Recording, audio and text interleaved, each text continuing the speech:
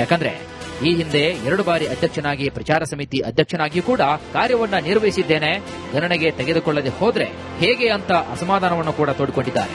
ಈಗ ಪರಮೇಶ್ವರ್ ಅವರ ಮುಂದಿನ ರಾಜಕೀಯ ನಡೆ ಏನು, ತಟಸ್ಥರಾಗಿ ಉಳಿತಾರಾ ಅನ್ನೋದೇ ಸದ್ಯದ ಪ್ರಶ್ನೆ. Suresh, political bureau, republic Kannada, Bengaluru. ನೋಡಿ, ರಾಜ್ಯ ರಾಜಕಾರಣದಲ್ಲಿ ಈಗ ಡಿಕೆ ಶಿವಕುಮಾರ್ ನಿವಾಸ ಪವರ್ ಸೆಂಟರ್ ಆಗ್ತಾ ಇದೆ. ಕಾರಣ ಇಷ್ಟೇ ವೀಕ್ಷಕರೇ, ಈಗಾಗಲೇ ನೆಕ್ಸ್ಟ್ ನೂತನ ಸಿಎಂ ಆಗ್ತಾ ಇದ್ದಾರೆ. ಈ ಸಂದರ್ಭದಲ್ಲಿ ಈಗ ಮಂತ್ರಿಗಿರಿಗಾಗಿ ಸಾಲು ಸಾಲು ಶಾಸಕರು ಬರ್ತಾ ಇದ್ದಾರೆ. ಶುಭ ಕೋರುವ ನೆಪ, ಅಲ್ಲಿ ಸ್ವಲ್ಪ ನಮ್ಮನ್ನು ನೋಡ್ಕೊಳ್ಳಿ, ನೆಕ್ಸ್ಟ್ ಮಂತ್ರಿ ಮಾಡಿ ಸಾರ್ ಅಂತ ಕೇಳ್ಕೊಳ್ಳೋಕ್ ಬರ್ತಾ ಇದ್ದಾರೆ. ಇತ್ತ ಡಿಕೆ ಶಿವಕುಮಾರ್ ಸಂಪುಟ ಸೇರಲು ಹೊಸಬರಿಂದಲೂ ಕೂಡ ಲಾಬಿ ಶುರುವಾಗಿದೆ. ಸದಾಶಿವನಗರದ ಡಿಕೆ ಶಿವಕುಮಾರ್ ನಿವಾಸಕ್ಕೆ ಸಚಿವಾಕಾಂಕ್ಷಿಗಳು ದೌಡಾಯಿಸುತ್ತಿದ್ದಾರೆ. ಡಿಕೆ ಶಿವಕುಮಾರ್ ನಿವಾಸಕ್ಕೆ ಮಾಜಿ ಸಚಿವ ರಾಮಲಿಂಗಾರೆಡ್ಡಿ ಭೇಟಿ ಕೊಟ್ಟಿದ್ದಾರೆ. ಗಣೇಶ್ ಹುಕ್ಕೇರಿ, ನಾರಾಯಣಸ್ವಾಮಿ, ನಂಜೇಗೌಡ, ಟಿಬಿ ಜಯಚಂದ್ರ ಕೂಡ ಡಿಕೆ ಶಿವಕುಮಾರ್ ನಿವಾಸಕ್ಕೆ ದೌಡಾಯಿಸಿದ್ದಾರೆ. ಒಟ್ಟಾರೆಯಲ್ಲಿ ಈಗ ರಾಜ್ಯ ರಾಜಕೀಯದ ಪವರ್ ಸೆಂಟರ್ ಆಗಿದೆ ಡಿಕೆ ಶಿವಕುಮಾರ್ ಅವರ ನಿವಾಸ. ಕಾರಣ ಎಷ್ಟೇ, ಮಂತ್ರಿ ಸ್ಥಾನಕ್ಕಾಗಿ ಲಾಬಿ ಮಾಡಲಾಗ್ತಾ ಇದೆ. ಇದು ಕೂಡ ಹಳಬರು ಜೊತೆಗೆ ಹೊಸಬರು. ಶುಭ ಕೋರೋ ನೆಪ ಬರ್ತಾರೆ, ಬೊಕ್ಕೆ ಹಿಡ್ಕೊಂಡು ಕೊಡ್ತಾರೆ. ನೂತನ ಸಿಎಂ ಆಗಿ ಧನ್ಯವಾದಗಳು ಅಂತ ಅವರು ಕೂಡ ಹೇಳ್ತಾರೆ. ಆದ್ರೆ ಸ್ವಲ್ಪ ನಮ್ದು ನೋಡ್ಕೊಳ್ಳಿ ಸರ್, ನೆಕ್ಸ್ಟ್ ಸಚಿವಾಕಾಂಕ್ಷಿಗಳು ನಾವು ಅಂತ ಹೇಳ್ತಾರೆ. ಅಂದ್ರೆ ಇತ್ತ ಡಿಕೆ ಶಿವಕುಮಾರ್ ಅವರ ಸಂಪುಟ ಸೇರಲು ಭಾರಿ ಕಸರತ್ತನ್ನ ನಡೆಸ್ತಾ ಇದ್ದಾರೆ.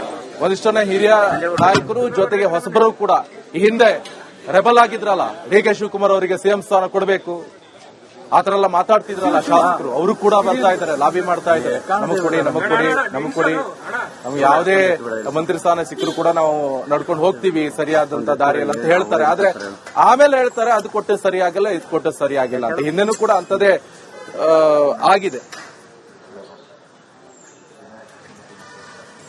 ನಿನ್ನೆ ಇನ್ನು ಸಿಎಲ್ಪಿ ಲೀಡರ್ ಆಗಿ ಎಲೆಕ್ಟ್ ಆಗಿರ್ತಕ್ಕಂಥ ಹಿನ್ನೆಲೆಯಲ್ಲಿ ಪ್ರಪ್ರಥಮವಾಗಿ ಅವರನ್ನ ಅಭಿನಂದಿಸೋಕ್ಕೋಸ್ಕರ ಇವತ್ತು ನಾನು ಬಂದು ಅಭಿನಂದಿಸಿದ್ದೇನೆ.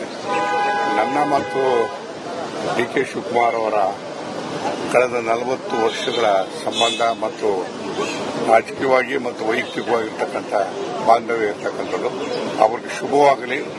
ಮುಂದೆ ಎಲ್ಲ ಸಮಸ್ಯೆಗಳು ಕೂಡ ಎದುರಿಸುವಂತಹ ಸಾಮರ್ಥ್ಯ ಅವರಿಗೆ ಧೈರ್ಯ ದಯಪಾಲಿಸಲಿ ಅಂತ ಹೇಳಿ ನಾನು ಪ್ರಾರ್ಥಿಸಿದ್ದೇನೆ. ಮತ್ತು ಎಲ್ಲ ರೀತಿಯಲ್ಲೂ ಕೂಡ ಅವ್ರ ಜೊತೆಗೆ ಸಹಕರಿಸೋದಕ್ಕೆ ನಾನು ತಯಾರಾಗಿದ್ದೇನೆ. ನಾವೆಲ್ಲ ಜೊತೆಲೇ ಇದ್ದರು, ಕೊಲೀಗ್ಸು. ನಾನು ರಾಜಕಾರಣಿ ಆಗಿರೋದ್ರಿಂದ ಅವರಿಗೆಲ್ಲರೂ ಕೂಡ ಗೊತ್ತಿರತಕ್ಕಂಥ ವಿಚಾರನೇ ನೋಡೋಣ, ಇದು ವರಿಷ್ಠರು ಏನು ತೀರ್ಮಾನ ಮಾಡ್ತಾರೆ.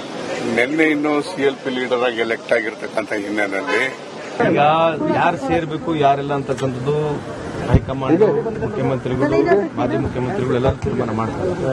So definitely whatever party ಯಾರಿಗೆ ಏನ್ ಮಾಡ್ಬೇಕು ಅಂತಕ್ಕಂಥ ಯೋಚನೆಯಲ್ಲಿ ಪಾರ್ಟಿ ಇದೆ. ಸೊ ನಮ್ wishes that anybody can become. So we have to wait and watch.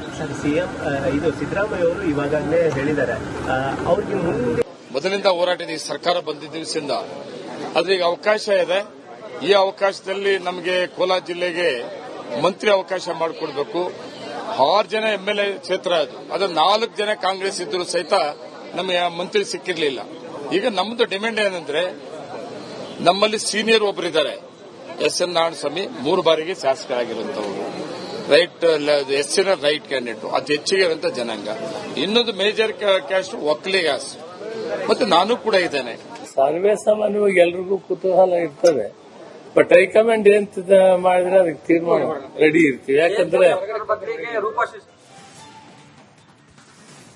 ಹೆಚ್ಚಿನ ಮಾಹಿತಿಯನ್ನು ಕೊಡ್ತಾರೆ ನಮ್ಮ ಪ್ರತಿನಿಧಿ ದೀಪ್ತಿ ತೋಳ್ಪಾಡಿ, ನೇರವಾದ ಸಂಪರ್ಕದಲ್ಲಿ ಜಾಯ್ನ್ ಆಗಿದ್ದಾರೆ. ಎಸ್ ದೀಪ್ತಿ, ನಾವು ನೋಡ್ತಾ ಇದೀವಿ, ಒಂದ್ ಕಡೆಗೆ ಡಿಕೆ ಶಿವಕುಮಾರ್ ಅವರ ಮನೆ ಪವರ್ ಸೆಂಟರ್ ಆಗಿ ಪರಿವರ್ತನೆ ಆಗ್ತಾ ಇದೆ, ಮತ್ತೊಂದು ಕಡೆಗೆ ಶುಭಾಶಯ ಕೋರುವ ನೆಪದಲ್ಲಿ ತಮ್ಮ ಒಂದು ಆಸೆಯನ್ನ, ತಮ್ಮ ಒಂದು ಸಚಿವ ಸ್ಥಾನವನ್ನ ಭದ್ರಪಡಿಸಿಕೊಳ್ಳಕ್ಕೆ ಈಗಾಗಲೇ ಮತ್ತು ಹೊಸಬರಿಗೂ ಕೂಡ ನಮಗೊಂದು ಅವಕಾಶ ಕೊಡಿ ಅಂತಕ್ಕಂತಹ ಒಂದು ಹಿನ್ನೆಲೆಯಲ್ಲಿ ಮನವಿ ಆಗಿರಬಹುದು, ತಮ್ಮ ಒಂದು ಆಸೆಗಳನ್ನು ವ್ಯಕ್ತಪಡಿಸ್ತಾ ಇದ್ದಾರೆ. ಆ ಮುಖೇನವಾಗಿ ಸದ್ಯದ ಮಟ್ಟಿಗೆ ಡಿಕೆ ಶಿವಕುಮಾರ್ ಅವರ ಒಂದು ನಿವಾಸಕ್ಕೆ ಯಾವೆಲ್ಲ ನಾಯಕರು ಭೇಟಿಯಾಗಿದ್ದಾರೆ, ಏನಾದರೂ ಆ ರೀತಿಯಾದಂತಹ ಒಂದು ಫೈನಲ್ ಪಟ್ಟಿ ಏನಾದರೂ ರೆಡಿಯಾಗಿದೆ? ಹೆಚ್ಚಿನ ಮಾಹಿತಿಯನ್ನು ಕೊಡೋದಾದ್ರೆ ದೀಪ್ತಿ.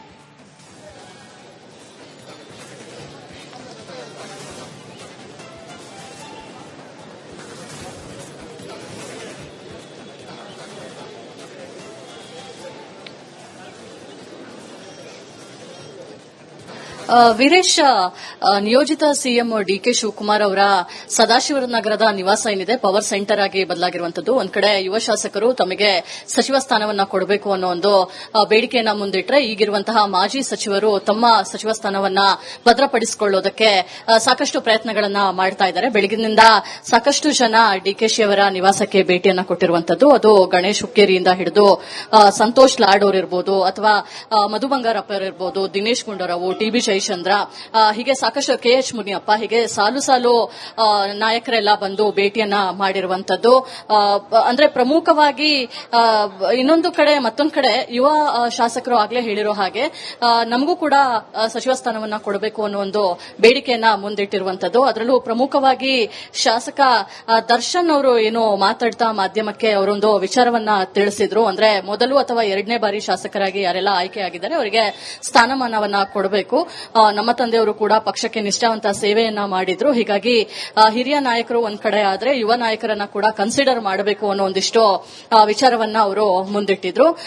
ಇನ್ನು ಪ್ರಮುಖವಾಗಿ ಅಂದ್ರೆ ಈಗಿರುವಂತಹ ಏನು ಚಿತ್ರದುರ್ಗದ ಅಥವಾ ಕೋಲಾರ ಭಾಗದ ಶಾಸಕರೇನಿದ್ದಾರೆ ಅವರು ಕೂಡ ಒಂದು ವಿಚಾರವನ್ನ ಸ್ಪಷ್ಟಪಡಿಸಿದ್ರು. ಅದರಲ್ಲೂ ಮುಖ್ಯವಾಗಿ ಶಾಸಕ ನಾರಾಯಣ ಸ್ವಾಮಿ ಇರಬಹುದು, ಶಾಸಕ ನಂಜೇಗೌಡ ಇರಬಹುದು, ಅವರು ಕೋಲಾರದಲ್ಲಿ ಹೆಚ್ಚಿನ ಸಂಖ್ಯೆಯಲ್ಲಿ ಅವಕಾಶವನ್ನ ಮಾಡಿಕೊಡಬೇಕು. ಎರಡು ಸಮುದಾಯಗಳು ಕೂಡ ಇಲ್ಲಿ ಇರುವಂತದ್ದು. ಹೀಗಾಗಿ ನಮ್ಮನ್ನ ಕೂಡ ಕನ್ಸಿಡರ್ ಮಾಡಬೇಕು, ಇಲ್ಲದಿದ್ರೆ ಮುಂದಿನ ದಿನಗಳಲ್ಲಿ ಕಷ್ಟ ಆಗುತ್ತೆ ಅನ್ನೋ ಒಂದು ಎಚ್ಚರಿಕೆಯನ್ನ ರವಾನೆಯನ್ನ ಮಾಡಿದ್ರು. ಇನ್ನು ಟಿಬಿ ಜಯಚಂದ್ರ ಅವರನ್ನ ಮಾತಾಡಿದಂತಹ ಸಂದರ್ಭದಲ್ಲಿ ನನಗೂ ಅವ್ರಿಗೂ 40 ವರ್ಷಗಳಿಂದನೂ ಕೂಡ ಒಂದು ಸಂಬಂಧ ಇದೆ. ಎಲ್ಲಾ ವಿಚಾರಗಳಲ್ಲಿ ಅವರಿಗೆ ಶಕ್ತಿ ಇರುತ್ತೆ, ಎಲ್ಲಾ ರೀತಿಯಲ್ಲೂ ಕೂಡ ನಾನು ಸಹಕಾರವನ್ನ ಕೊಡ್ತೇನೆ.